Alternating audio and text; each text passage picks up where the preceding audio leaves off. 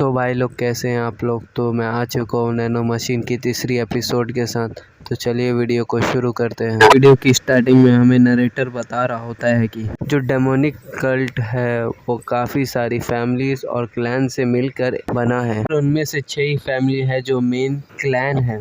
फिर हमें क्लैंस का नाम बताया जाता है। Dark, spring, sword, blade, sound, poison clans है। ये सब जो 6 क्लैंस है, इनके जो डिमोनिक कल्ट का लॉर्ड था वो एक बॉन्ड से बंधा हुआ था 6 फैमिलीज से। उन्होंने एक शपथ लिया था कि वो हर एक क्लैन की लड़की से शादी करेंगे। देख रहे हो भाई लोग, बुड्ढे के तो मजे ही मजे हैं, ताकि वो सभी एक बच्चे को पैदा कर सके जो डेमोनिक कल्ट का राजा बन सके। जो बच्चा होगा वो उसी क्लैन में वापस चल जाएगा जो इस क्लैन की उसकी माँ है। फिर वो उसी क्लैन में बड़ा होगा और फिर एक एज के बाद वो डेमोनिक कल्ट एकेडमी चल जाएगा। जो एकेडमी हर 10 साल बाद ओपन होती है। ट्रेनिंग देने वाले को ऐसे अरे गहरे नत्थु खैरे नहीं होंगे। ये डेमोनिक कल्ट के ही एक्सपर्ट्स होंगे, वो भी हाई रैंकिंग के, कि उन सबको अच्छा वॉरियर बनाया जा सके, एकदम जीनियस वाला। यही पीरियड एकेडमी ज्वाइन करने का पीरियड एकदम हाईली कंपटीशन वाला सेंटर बन जाता है। काफ़ी सारे प्रिंस इसमें हिस्सा लेते हैं ताकि वो आगे जाके डेमोनिक कल्ट के लीडर बन सके। फिर हमें हमारे मेन कैरेक्टर को दिखाया जाता है तो नैनो मशीन से बात करते हुए हंस रहा होता है। जब वो देखता है कि डॉक्टर उसके सामने है वो हैरान हो जाता है। वो अपनी मुंडी दूसरी तरफ करके अपने मन में सोचता है कि डॉक्टर बेक तो पॉइजन क्लैन से है, तो उनसे ये छुपाना होगा कि नैनो मशीन मेरे अंदर है। नैनो मशीन कहती है इस एरा की टेक्नोलॉजी मुझे डिटेक्ट नहीं कर सकती मास्टर। फिर डॉक्टर अपने मन में सोचता है कि पक्का इसकी किसी ने मदद की है। डॉक्टर बोलता है तुम्हारी बॉडी के साथ तो कोई प्रॉब्लम है नहीं, लेकिन फिर भी मैं तुम्हें कोई एक काढ़ा दूंगा जिससे तुम्हारी एनर्जी रिकवर हो जाएगी। गार्ड कहता है शुक्रिया डॉक्टर बेक। गार्ड कहता है क्या आप जा रहे हैं, मैं आपको बाहर तक छोड़ दूं। डॉक्टर कहते हैं नहीं कोई बात नहीं है, तुम प्रिंस का ध्यान रखो। डॉक्टर अपने मन में सोचते हुए जा रहा होता है ये बड़ी अजीब बात है, आखिर एक सुक्खल पहलवान मसल मैन कैसे बन गया। काफ़ी समय पहले मुझे लगा था कि ये अपनी वीक बॉडी और बिना किसी मार्शल आर्ट्स के नॉलेज के ये बाकी प्रिंस से नीचे रह जाएगा, पर अभी के स्टेटस को देख के लगता है ये बाकी प्रिंस से भी अच्छी मार्शल आर्ट्स और अच्छे से ग्रो कर पाएगा। ये लॉर्ड का नाजायज़ बच्चा है। वो ऐसा जताते थे कि उन्हें इसकी कोई परवाह नहीं है, पर उन्हें इनमें दिलचस्पी है। अगर लॉर्ड ने इसकी मदद की है सीक्रेटली तो फिर उन्हें इसे बढ़ावा नहीं देना चाहिए। जल्द ही डेमोनिक एकेडमी ओपन हो जाएगी और शोर शराबा होने वाला है। हमें मेन कैरेक्टर को दिखाया जाता है, वो अपने मन में बोलता है कि अच्छा हुआ मैं पकड़ा नहीं गया। अगर मैं अभी जिंदा हूँ तो सारा इसकी वजह है गार्ड जैंग को मुझे शुक्रिया बोलना चाहिए। नैनो मशीन ने मेरी मदद की, लेकिन अगर गार्ड जैंग नहीं होते तो मैं गार्ड जैंग तुम्हारा शुक्रिया। गार्ड जैंग कहता है मुझे माफ़ करना, लेकिन प्रिंस आपको नहा लेना चाहिए। क्यों नहीं। फिर हमारा मेन कैरेक्टर अपने बाथटब में बैठा होता है। फिर अपने मन में कहता है नैनो मशीन कहती है बोलिए मास्टर। इससे पहले तुमने कहा था कि तुमने मेरी बॉडी को सेल्फ हीलिंग मोड में डाला है, तो ये कितना हील कर सकती है। अगर कोई अंदरूनी और बाहरी चोट हो तो वो जल्दी हील हो जाएगी। मशीन आगे कहती है आपका ब्लड लॉस और डेसिपिटेशन को टाइम लगेगा रिकवर होने में, क्योंकि उन सबको सेल डिवीज़न चाहिए। ये कुछ ज़्यादा ही चांस की बात हो गई दोस्तों, जो आपको और मेन कैरेक्टर को दोनों समझ में नहीं आता। कैरेक्टर अपने मन में कहता है क्या सच में तुम चीज़ों को इतना हार्ड क्यों बना देती हो, इससे समझना बहुत मुश्किल हो जाता है। ठीक रहेगा, इससे मुझे ट्राई करना चाहिए। फिर हमारा मेन कैरेक्टर अपने हाथ में चाकू ले लेता है। पहले मुझे यह बताओ कि इसके हाथ में चाकू किसने दिया। ये अपनी सलवार में तलवार रखता है। फिर ये अपने हाथ में ही कट लगा के चिल्लाता है। Machine self healing mode activate कर देती है, जिससे उसके हाथ की इंजरी ठीक हो जाती है और वो कहता है ओ, देख के वो पानी में घुस जाता है। और मेन कैरेक्टर कहता है कि इसको देखने के बाद भी इस पे बिलीव करना मुश्किल है, पर अभी मुझे पता चला है कि ये काम करता है। आगे वो कहता है कि जो तुमने मेरे दिमाग में इंफॉर्मेशन भेजी थी, मैं जो फंक्शंस थे क्या मैं वो सारे यूज़ कर सकता हूँ। मशीन कहता है कि जितने भी इंस्ट्रक्शन मैंने तुम्हें दिमाग में दिए है वो सब तुम यूज़ कर सकते हैं। मेन कैरेक्टर कहता है गुड, मैं इन सब को यूज़ करूँगा।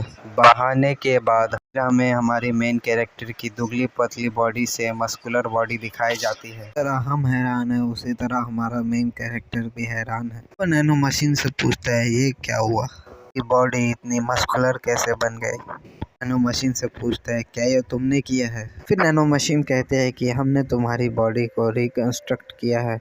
मेन कैरेक्टर कहता है रिकंस्ट्रक्ट, आखिर ये क्या होता है। एक लेडी आती है जो कहती है कि प्रिंस मैं यहाँ आई हूँ तुम्हारी ड्रेसअप करने के लिए। मेन कैरेक्टर कहता है ठीक है, भाई लोग इसे कपड़े पहनने के लिए भी मेड चाहिए, हमारा राजा बाबू है ये राजा बाबू। फिर नैनो मशीन कहती है कि ऐसी कोई चीज़ नहीं जो साइंटिफिकली इम्पॉसिबल हो, कोई बड़ी बात नहीं है तुम्हारी बॉडी को रिकंस्ट्रक्ट करना। मेन कैरेक्टर कहता है जो तुम कह रही हो वो सब तो ठीक है, लेकिन मुझे समझ में भी तो आना चाहिए। सारी बातें सुन के मुझे ऐसा लगता है कि मैंने जो भी आज तक पढ़ाई की है वो सब बेकार। मेन कैरेक्टर आगे कहता है नैनो मशीन तुम्हारा नाम बहुत लंबा है, क्या मैं तुम्हें नैनो बुला सकता हूँ। मशीन नाम रजिस्टर कर लेती है नैनो। मेन कैरेक्टर कहता है तुम बिल्कुल भी फनी नहीं हो। ये मेन कैरेक्टर कहता है ये मेरा स्टडी रूम है, अब मुझे क्या करना चाहिए। एक बुक उठा के बस पन्ने पलटिए।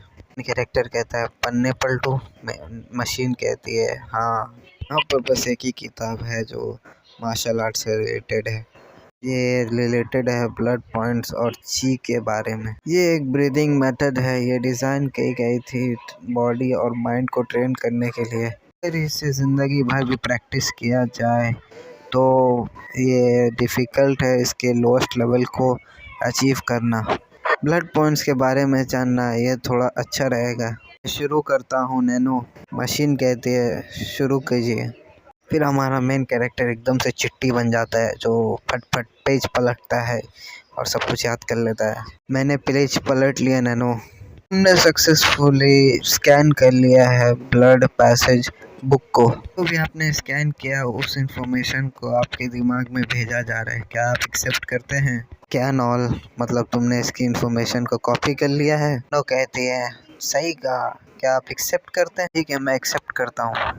हमसे बहुत सारी इन्फॉर्मेशन उसके दिमाग में आ जाती है और वो काफ़ी ज़्यादा हैरान हो जाता है। मशीन कहती है ट्रांसफ़र कंप्लीट हो गया। फिर से मेन कैरेक्टर उसका मुंह उल्टे उल्टे हो जाता है, लेकिन फिर मशीन कहती है कि इसकी आदत पड़ जाएगी। क्या तुमने मेरी अभी फिक्र की। कहती है बस मैं फैक्ट बता रही हूँ, तुम्हारे अंदर कोई इमोशन नहीं है क्या। फिर मेन कैरेक्टर कहता है मुझे क्या करना चाहिए। मशीन कहती है अगर तुम्हें नॉलेज की भूख है तो इसके बारे में सोचो। हमारा मेन कैरेक्टर अपने मुंह से बड़बड़ाने लगता है जो इन्फॉर्मेशन उसे बुक से मिली थी। फालतू बातें बताकर मैं आप लोगों को बोर नहीं करना चाहता क्योंकि ये सब आगे भी काम कुछ आएगा नहीं, अगर आएगा तो मैं बता दूंगा। अभी इस पार्ट को स्किप करते हैं। हमारा मेन कैरेक्टर कहने लगता है अरे ऐसा नहीं हो सकता, ये तो क्रेजी है भाई क्रेजी, मैंने इसे मेमोराइज ही नहीं किया, इसका कॉन्सेप्ट भी मुझे समझ में आ चुके हैं। ऐसी मशीन नैनो मशीन मुझे भी चाहिए यार, एग्जाम में बहुत काम आएगा। जो बुक की इन्फॉर्मेशन मैंने आपको दिमाग में भेजी थी उसमें कुछ एरर्स थे जो मैंने ठीक कर दिए। एरर्स जो चीज़ें जो गलत थी इस बुक में, तो भाई मुझे पक्का ये नैनो मशीन चाहिए, दिलवा दो भाई लोग। जो इन्फॉर्मेशन थी उसमें ब्लड वेसल्स के बारे में थोड़ी इन्फॉर्मेशन गलत थी जिसे मैंने ठीक कर दी। फिर मेन कैरेक्टर अपने मन में कहता है बिलीव नहीं कर सकता मैं इस पे, का मतलब ये है कि मैं मार्शल आर्ट्स को जल्दी मास्टर और लर्न कर सकूँगा बाकी सबसे काफ़ी तेज़ी से। फिर हमारा मेन कैरेक्टर काफ़ी खुश हो जाता है। एक लाइन के कैंडिडेट्स हैं उनके अंदर भी काफ़ी सारी मार्शल आर्ट टेक्निक्स है, तो मैं वो सब अच्छे से सीख पाऊंगा। पहले मैं इन सबको देख के भी 3 सेम मेथड्स को मास्टर नहीं कर पाया। ये वही बुक की बात कर रहा है ब्लड वेसल्स वाली। मेरे पास ज़्यादा बुक्स नहीं है मार्शल आर्ट्स की, लेकिन डेमोनिक कल्ट एकेडमी में बहुत सारी हैं। मैं इस एबिलिटी के साथ काफ़ी जल्दी स्ट्रॉन्ग हो जाऊंगा बाकी सबसे। मेरा मेन कैरेक्टर कहता है कि यही अब मेरा गोल हो चुका है। इसने अपने गोल तो सेट कर लिए भाई लोग, तुम लोग अब कब कर रहे हो। सीन चेंज होता है और हमें एक पैलेस का सीन दिखाया जाता है। में एक बंदे को जगाया जाता है जो हमारे चियोन के जैसा प्रिंस है। कैसेसन को ये सब बोल रहा तुम सबको एक बंदे को मारने भेजा था और लेकिन तुम्हारे ही 5 बंदे मर चुके हैं। अब मैं क्या लगता है ये कोई सेंस बना रहा है। मुझे लगता है उसकी किसी ने मदद की है प्रिंस। मोक्यूम कहता है कि तुम्हें किसने इजाज़त दी कि तुम मेरा नाम लो। कैसेसन कहता है मुझे माफ़ कर दीजिए प्रिंस। तो वो नाजायज़ खून थोड़ा इजी टारगेट होगा तो उसे मारने में आसानी होगी। अब लगता है कि उसके पास भी कोई सपोर्ट करने वाला है। ये जलन कुत्ता प्रिंस अपने मन में सोचता है, मैंने उस गार्ड को तो ठिकाने लगा दिया था, मुझे अब लगता है कि उसे कोई और भी प्रोटेक्ट कर रहा है। क्या फादर हो सकते हैं। मैं अपने हाथों को गंदा नहीं करना चाहता, पर अब मेरे पास और कोई चॉइस नहीं, मुझे उसे खुद मारना होगा डेमोनिक एकेडमी में। हमारे मेन कैरेक्टर का नाम लेता है और इसी के साथ एपिसोड होता है ख़त्म। हमारे मेन कैरेक्टर की फील्डिंग सेट हो चुकी है, तो आप लोग भी सब्सक्राइब बटन की फील्डिंग सेट करते हुए मेरे चैनल को सब्सक्राइब कर दें। Thank you.